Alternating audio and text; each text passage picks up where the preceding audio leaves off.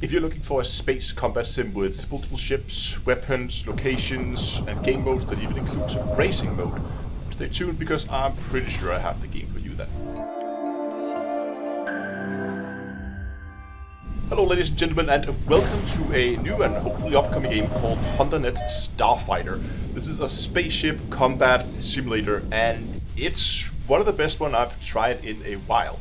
Currently in a fight, we're in one of the multiple game modes and I'm flying a light fighter today, and as you can see, you would expect, you can fly around and you can shoot down enemy ships and try not to die yourself. I'm gonna try to go over some of the game mechanics of the UI because there's actually quite a lot going on. There we go, got him. First of all, if you look at the lower left-hand corner, sorry, you will see I both have a heat level indicator as well as a shield and damage indicator. Pretty self-explanatory. As I shoot my my weapons here, you will actually see my shields begin to go down because as I fire my weapons, it pulls energy away from my shields and move them over to my weapons, lowering my shields. This is a super interesting game mechanic because it needs to... Whoa, there we go. As you can see, you need to really think about when to fire and when not to fire, because if you just fire all the time, you're gonna reduce your shields completely. And as you can also see here, having a bit of an issue with right now, getting shot at now, is you will get blackouts if you do too violent maneuvers. I'm currently in a light fighter, and it is quite maneuverable, and one of the downsides with it is you do get pilot blackouts very easily if you do too violent maneuvers. But I really like that game mechanic of where you really have to consider when to fire and when to not. And to make it even more difficult, as I said, you do reduce your shield. The weapon I'm using right now, as you can see here, the longer I hold down the trigger, the rate of fire increases. So I want to keep the trigger down so I get the higher rate of fire so I can kill people faster, but I don't want to hold the trigger down because if I do it for too long I take damage. So it's really a balancing act. There's multiple weapons and ships, and I'm going to show you that here in a second. The game that we're playing right now is pretty straightforward. There's a 6-minute fight with two teams fighting against each other, and there's a little point score there at the top where you can see every time you kill an enemy ship, your team gets a point. And whoever has the most points after 6 minutes wins that round. There we go, another point for my team. We're now, we were 4 points ahead there for a second. And in case you're wondering, yes, the game has full HOTAS support. As you can see here, I've set it up with my verbal HOTAS right now. And a bit finicky to set up when you do it first time, but once you figure it out, it's not too difficult. But I'll show you that as well here once this round is over. And there we go, round is over, and you can see it's now got into a 2-minute refit break. So this is a good opportunity to go in, and I'll show you. This is where the game shows its alpha state. We have this text-based menu out on the side, where we can do all kinds of things. There's a flight manual, but also here's the outfitting UI basically. So I could change fighter type, for instance, if I want to go heavy fighter, we can do that. Cockpit light changes. By the way, the cockpit colors are customizable, which is super nice. We'd also change the weapons out. Let's say we just want a plasma cannon, maybe the Vulcan cannon. I don't know. I think we're gonna try the Vulcan cannon here. That looks fun. And now we're in a heavy fighter, so we shouldn't have that many issues with blackouts. But I'm just gonna sacrifice my missiles to get a internal dampener to kind of help reduce that pilot blackout that we saw in the light fighter. And there we go. I think that's the setup that I'm going to be flying with this round. See, we have more luck this time. Down here, of course, you can also see you have stuff like you can set up your inputs. Here is where you set up your joysticks. You set up your axes in here. You can see I set it up to my verbal sticks. HUDs, you can choose which element you want on your HUD, which you do not want on your HUD. It's very customizable as it is right now. Cockpit and themes, this is where you change your colors. Okay, new round has started. There's some fire going on over here. Let's get some boosters on and get over there, see if we can help out a little bit. And see if this cannon is any good. There we go, much better. Uh-oh. I think someone's trying to fire missiles at us. There we go, that guy has a lock on us. We're gonna see if we can strafe around him. Come on.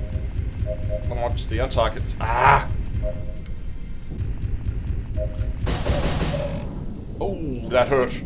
Ouch, that hurt. I was keeping down my weapons for way too long there. And cost me pretty much all my shield as I was firing, so he just landed a few shots, took down the majority of my health, and I'm gone. So the game is multiplayer, and it is server-hosted multiplayer, so they have, I think, six servers scattered out across the world between the US, EU, Australia, different parts of the world where you can join these different servers and play. And it's, I think, as far as I understand it right now, it's a mix of both PvE and PvP. There are other players, but it being an alpha and there is a limited player base at the moment, which hopefully will grow, then they are filling them in with NPCs. But let's take a look at some of the different game modes and locations that you can fly at. If we go in here to mission parameters, you can see we have a location option. Move that so it's easier to read. There we go. We can go to, for instance, all blue, and then it looks like this. There's also deep space, which is very dark, and as you can imagine, then there's not a whole lot of stuff out here. And there's also harvester, which is, as you can see here, like a atmospheric, like some kind of cloud harvester floating in the upper layers of an atmosphere, gas giant maybe, I don't know. But the one I actually want to show you right now is the one called Black Corridor, because this is the game's racing mode. And if we just go in, I'm not going to use the heavy fighter for this, so I am just going to go and swap my loadout here real quick. Okay, there we go. Through the first portal to start the race. You can see we get a little timer there on the top. We have 38 portals we need to go through with the arrows showing us the way. The beginning here is not going super fast. I'm holding down my my booster to increase my speed. You can see here, if I do a violent turn like this, I begin to drop speed very, very quickly. So it's all about trying to keep fluid and stable maneuvers here as you fly, and then just keep accelerating and keep trying to keep those maneuvers as fluid as possible without blacking out the pilot, so you can still see where you're actually going. Oh, here we go. This is the difficult part. We have to fly through this tunnel with all the rocks in it without hitting anything. There we go.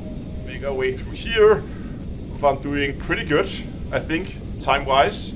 I'm nowhere near as good. I think I'm way behind what I've seen other people do. Very sharp turn here. We're going to lose a lot of speed here. Yeah.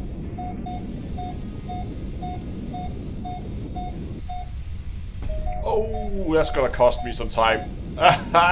Oh, we're almost done though. I'm at 3.5 minutes. Which is absolutely terrible. I've seen people complete the course in, I think, 2.5, 240 maybe, something like that. Like, this is laughably slow compared to what I've seen other people do, and just shows how much like player skill there actually is in this. Even though it may, when you look at it, you shouldn't think that doesn't look too difficult. Trust me, it is. It's very, very difficult. There we go. Coming up on the last one here. Am I gonna make it within, I think I'm gonna make it less than 4 minutes this time. That should be a new personal best. Oh, not quite within 4 minutes. 4 minutes and 1 maybe, 4 minutes and 2. There we go, 4 minutes and 2 seconds. New personal record, nice. Now if you're looking at this and thinking, well, it actually looks pretty fun, some interesting game mechanics and stuff like that. What if I told you that this game is a one-man indie product?